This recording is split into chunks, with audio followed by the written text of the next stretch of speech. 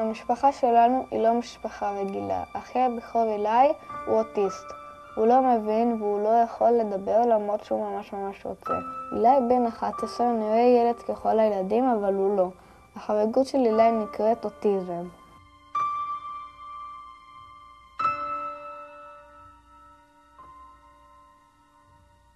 בגיל 1.5, אולי קצת לפני, התחלנו לראות שאילי הולך ומסתגר בתוך עצמו.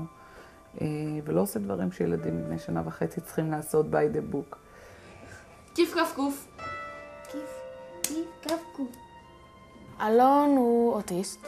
אני חושב שלדבר עם אלון זה כמו לדבר עם ילד מאוד קטן. כל היום משכבה מתהפכת, מעוף שומן קשה ללכת, נעלבה תרנגולת, והנמלה אכלה.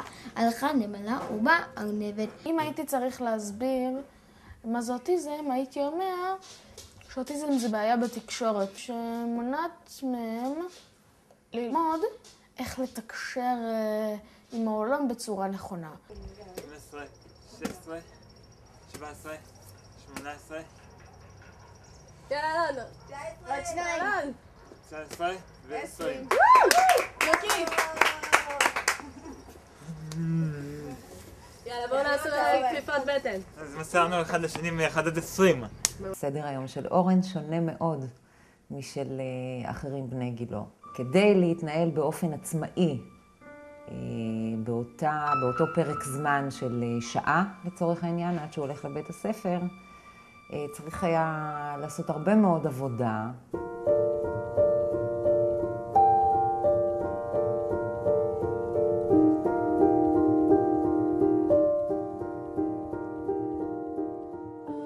אלון הוא ילד קל מאוד בתור ילד אוטיסט. בקטעים שקשה להבין אותו, איתי הוא המפענח.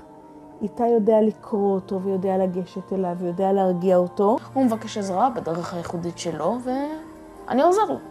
כשאנחנו מדברים על ילדים אוטיסטים שצריכים ללמוד להתלבש, זה יכול לקחת שנים. ואז כשהילד כבר יודע להתלבש לבד, פתאום אנחנו מוצאים את עצמנו בעימות נוסף מולו. אתה כבר יודע לעשות את זה, השארתי אותך בחדר, הלכתי, חזרתי, אתה עוד לא לבוש. אבל למה?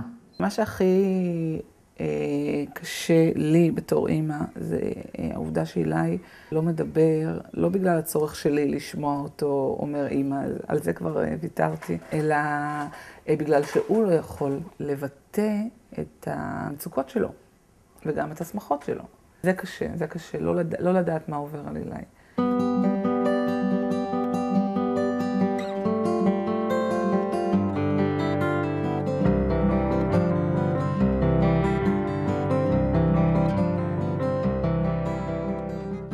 כשאורן היה צעיר, היה לי קשה הרבה יותר. הייתי נכנסת לבית הספר, ראיתי את כל הילדים הרגילים סביבו, עמדתי זקופה וגאה, ואורן עשה את מה שהוא צריך, התקדם כמו שהוא צריך. החברים שלי מאוד אהבו ללמוד איתי וגם לשחק איתי. זה כל העניין. היום אורן נמצא בתיכון, הלב שלי שבור עדיין, אבל הוא כבר פחות מדמם.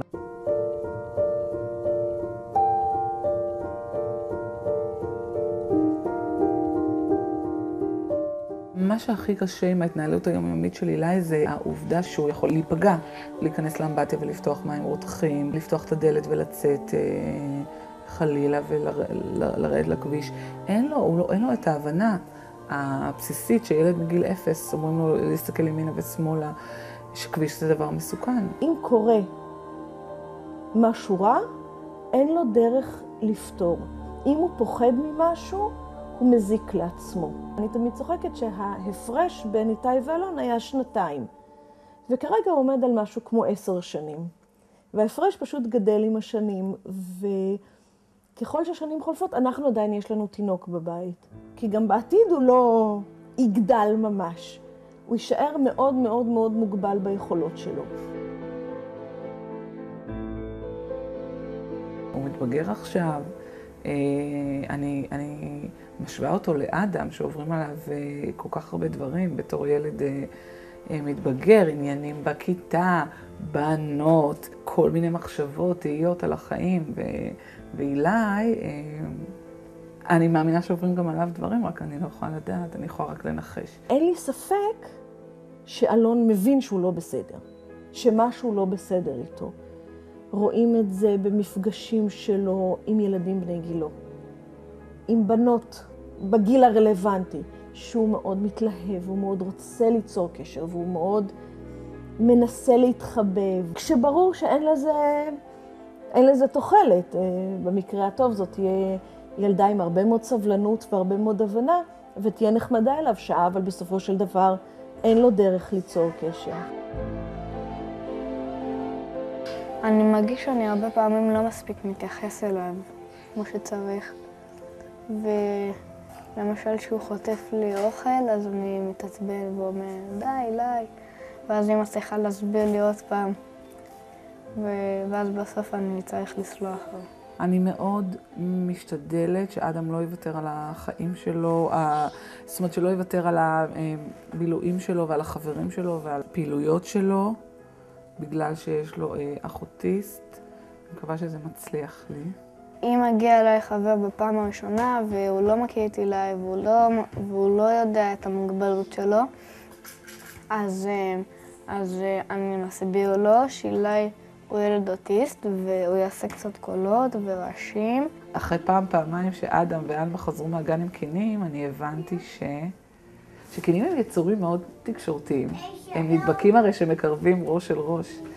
ואצל אילי זה לא קרה. הוא אף פעם לא נדבק בקינים. כי הוא אף פעם לא התקרב עד כדי. אצלנו בבית מעריכים את הדברים הקטנים.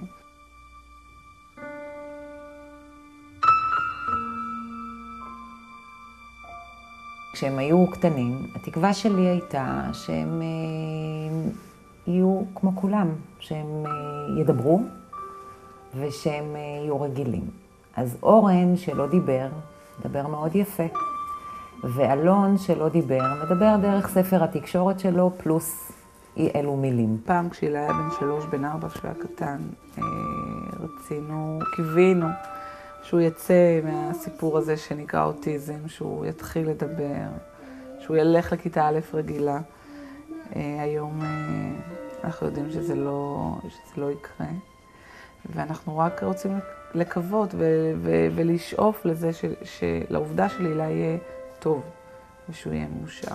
הייתי רוצה שאלון יקלוט מסרים בדרך יותר טובה, ושיוכל להסביר את עצמו יותר טוב, כי יש דברים שאי אפשר להבין. לפעמים בא לי שהוא יסתובב ויקרא לי אימא, וזה לא קורה. ושיכעס עליי כמו שאדם כועס עליי, ושיבוא בתלונות כמו שאדם בא בתלונות, וזה לא ממש קורה. כל שנה במולדת שלי, שמכבים את הנרות, צריך להביא המשאלה. אני תמיד מבקש במשאלה שלי, שהלוואי שאבא שלי יצליח לפתח תרופה שתוכל לעזור לאילי, שהוא יהיה יותר נורמלי.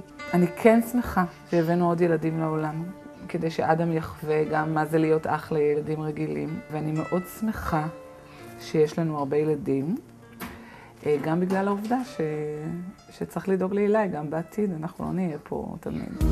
כדי להגשים חלום אחד ישן, יש צורך במיליון חולמים שלא עוצמים את עיניהם.